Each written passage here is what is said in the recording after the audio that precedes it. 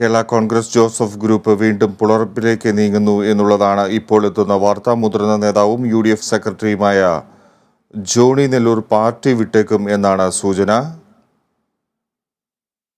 എന്താണ് അദ്ദേഹം പാർട്ടി വിടാൻ കാരണം എന്നുള്ളത് വ്യക്തമാകേണ്ടതുണ്ട്. എന്തായാലും ഏറെ നാളുകളായി അദ്ദേഹം പല അസ്വസ്ഥതകളും പ്രകടിപ്പിക്കുന്നുണ്ടായിരുന്നു. അതിൻ്റെ ഭാഗമായിട്ടായിരിക്കും ഇപ്പോൾ ഈ ഒരു പാർട്ടി വിടലിന് ആലോചിക്കുന്നത് എന്നായിരിക്കും സൂചന.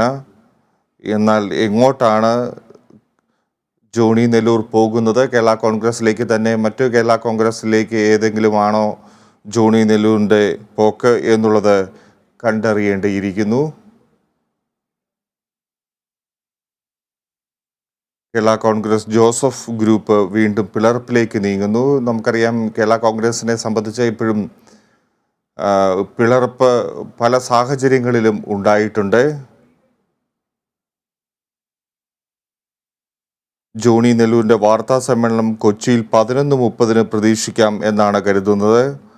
ക്രൈസ്തവ സഭകളുടെ പിന്തുണയോടെ പാർട്ടി രൂപീകരിക്കാൻ ജോണി നെല്ലൂർ ശ്രമം നടത്തുന്നു. UDF സെക്രട്ടറിയാണ് ഇപ്പോൾ നിലവിൽ ജോണി നെല്ലൂർ. എന്തായാലും പുതിയ പാർട്ടി എന്നതിലേക്കായിരിക്കും ജോണി നെല്ലൂർ നീങ്ങുന്നത് എന്നുള്ള ചില സൂചനകൾ ലഭ്യമാകുന്നുണ്ട്. അതേത് തരത്തിലായിരിക്കും അദ്ദേഹം പാർട്ടി രൂപീകരിക്കുക, അല്ലെങ്കിൽ മറ്റ് നിലവിലുള്ള ഏതെങ്കിലും കേരള കോൺഗ്രസ് പാർട്ടിയിലേക്ക് നീങ്ങുമോ എന്നതും ഇപ്പോൾ ചർച്ചാ വിഷയമാകുന്നു.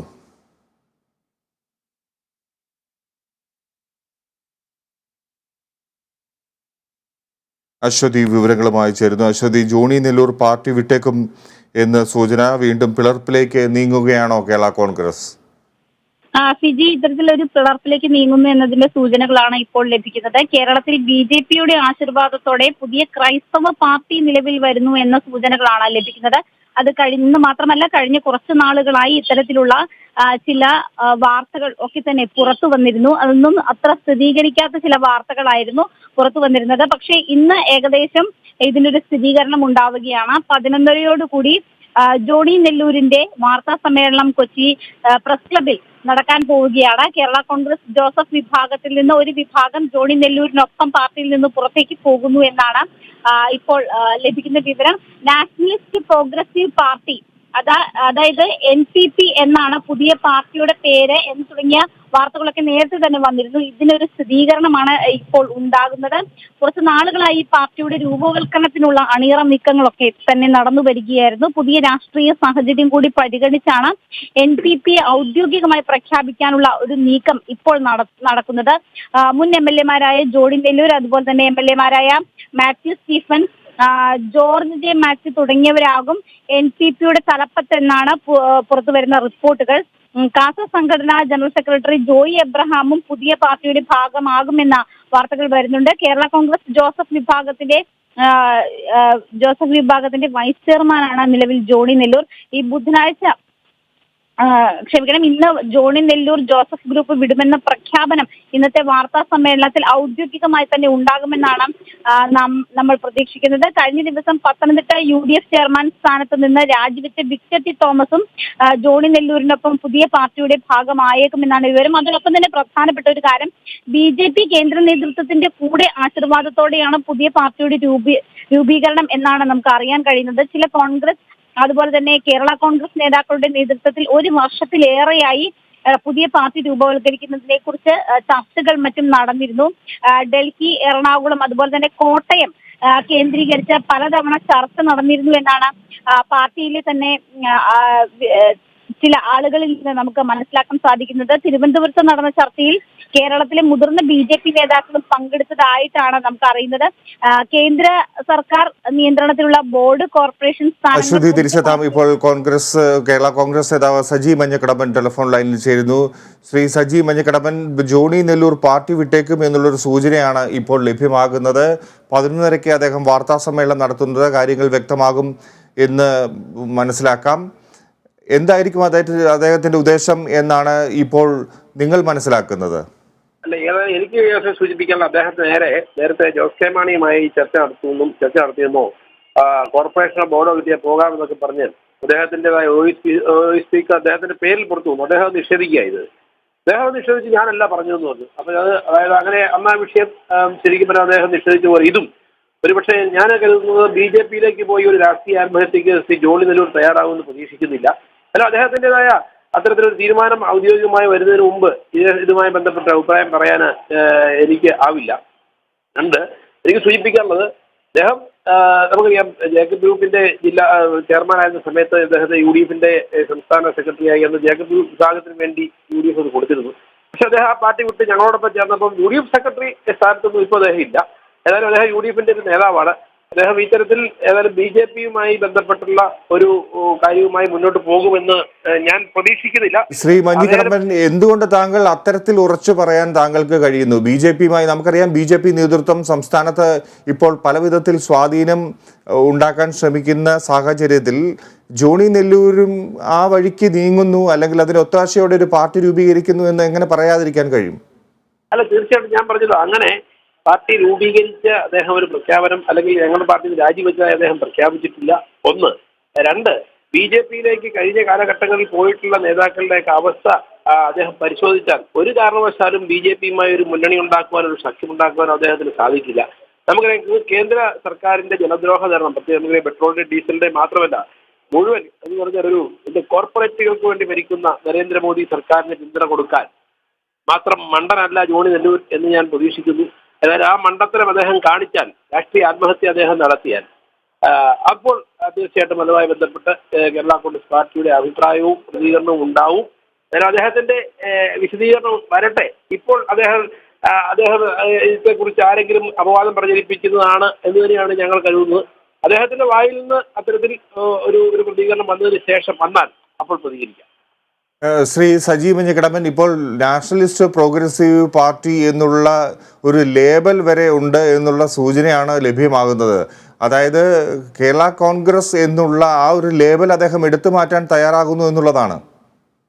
അല്ല, അതാണല്ലോ പറഞ്ഞത്. നമുക്കറിയാം, ജോണി നെല്ലൂരിനെ സംബന്ധിച്ച് അദ്ദേഹം പല പാർട്ടി എന്ന ജേക്കബ് ഗ്രൂപ്പ് ആദ്യം മനസ്സാണ് പോയത്. അതിനുശേഷം CNG ഒക്കെ പിളർന്നപ്പോൾ അദ്ദേഹം ആ CNG ഗ്രൂപ്പിനോടൊപ്പം ചേർന്നു. അപ്പോൾ അവിടെയൊന്നും അദ്ദേഹത്തിന് ഒരിക്കലും ഒരു MLA വീണ്ടും ഒരു MLA ആകാനുള്ള സാധ്യത അദ്ദേഹത്തിന് അവിടെയൊന്നും ഇല്ലാതെ വന്നപ്പോഴാണ് അദ്ദേഹം ഇപ്പോൾ ഞങ്ങളുടെ കൂടെ വന്നു. അദ്ദേഹത്തിന് കഴിഞ്ഞ തവണ മത്സരിക്കാൻ സാധിച്ചില്ല എന്നൊരു വാസ്തവമാണ്.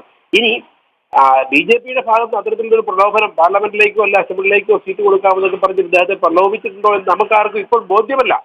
ഏതായാലും ഞാൻ പറയുന്നു, ഇത് അദ്ദേഹം ഇത്തരത്തിലുള്ള ഒരു രാഷ്ട്രീയ ആത്മഹത്യയിലേക്ക് പോകരുത് എന്നാണ് ഞങ്ങളൊക്കെ ആഗ്രഹിക്കുന്നത്. ഇനി ഞാൻ പറഞ്ഞല്ലോ, അദ്ദേഹത്തിന്റെ പ്രതികരണം വരട്ടെ. വന്നതിന് ശേഷം നമുക്കിതുമായി ബന്ധപ്പെട്ട് നിങ്ങൾ വിളിക്കൂ, അപ്പോൾ ഞാൻ പ്രതികരിക്കാം.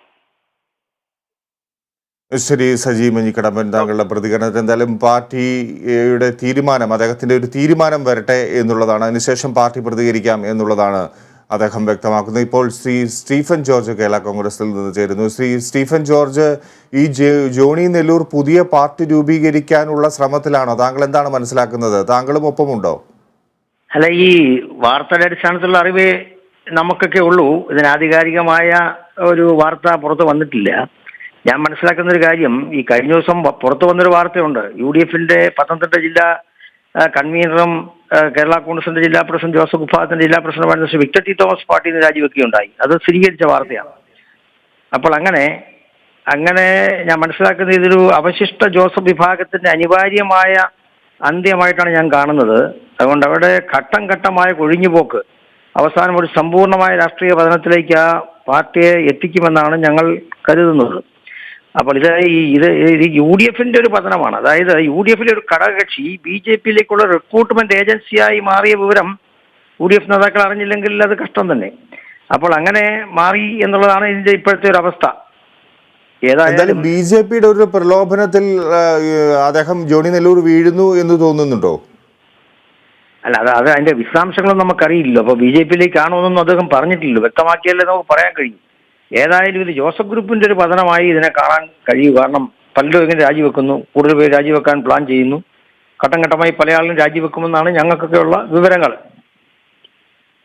ഏതായാലും നമ്മൾ കേരള കോൺഗ്രസിനെ കുറിച്ച് പറയാറുണ്ട്, വളരും തോറും പിളരും തോറും വീണ്ടും വളരും എന്നൊക്കെ പറയാറുണ്ട്. ജോണി നെല്ലൂർ അങ്ങനെ ഒരു വളരാനുള്ള പോക്കാണോ കാണിക്കുന്നത്? അല്ല, അത് ഞാൻ പറഞ്ഞല്ലോ, ഇത് അനിവാര്യമായ ഒരു അന്ത്യമാണ് ഈ ഘട്ടം ഘട്ടമായിട്ടുള്ള പൊഴിഞ്ഞു പോക്ക്. യഥാർത്ഥത്തിൽ നിങ്ങൾ മനസ്സിലാക്കേണ്ട ഒരു കാര്യം, കേരള കോൺഗ്രസിന്റെ രാഷ്ട്രീയ സംസ്കാരം ഉൾക്കൊള്ളുന്ന എല്ലാ ആളുകളും ശ്രീ ജോസ് കെ മാണി നേതൃത്വം കൊടുക്കുന്ന കേരള കോൺഗ്രസ് എമ്മിലുണ്ട്. അവർ കർഷക താല്പര്യത്തിനോട് നിൽക്കുന്ന പാർട്ടിയാണ്. യഥാർത്ഥത്തിൽ ആ പാർട്ടിയുടെ കർഷകരുടെ സംസ്കാരം ഉൾക്കൊള്ളുന്നവരെല്ലാം ഇവിടെയുണ്ട്. അവരൊറ്റക്കെട്ടായി കേരള കോൺഗ്രസിന്റെ പഴയകാല സംസ്കാരം ഉയർത്തിപ്പിടിച്ച് മുന്നോട്ട് പോകും. അല്ലാത്ത മേഖലകളിലൊക്കെ ഇങ്ങനത്തെ ചില നീക്കുപോക്കൊക്കെ ഉണ്ടാകും എന്നുള്ളതാണ് നമ്മുടെ വിലയിരുത്തൽ. എന്തായാലും BJP ശക്തമായി വേരുറപ്പിക്കാൻ ശ്രമിക്കുന്ന ഒരു സാഹചര്യമാണ് കേരളത്തിലുള്ളത്. പല സൂചനകളും നമുക്ക് ലഭിച്ചു കഴിഞ്ഞു, പ്രത്യക്ഷത്തിലും പരോക്ഷമായും ലഭിച്ചു കഴിഞ്ഞു. അദ്ദേഹം BJPയോട് ചേർന്ന് അല്ലെങ്കിൽ അതിനോടൊപ്പം ഒരു പാർട്ടി രൂപീകരിക്കാൻ ശ്രമിച്ചാൽ, അവരുടെ ഒത്താശയോടെ ഒരു പാർട്ടി രൂപീകരിക്കാൻ ശ്രമിച്ചാൽ മറ്റു കേരള കോൺഗ്രസുകളിൽ നിന്നും മറ്റും ഒരു വലിയ കൊഴിഞ്ഞുപോക്കുണ്ടാകുമോ?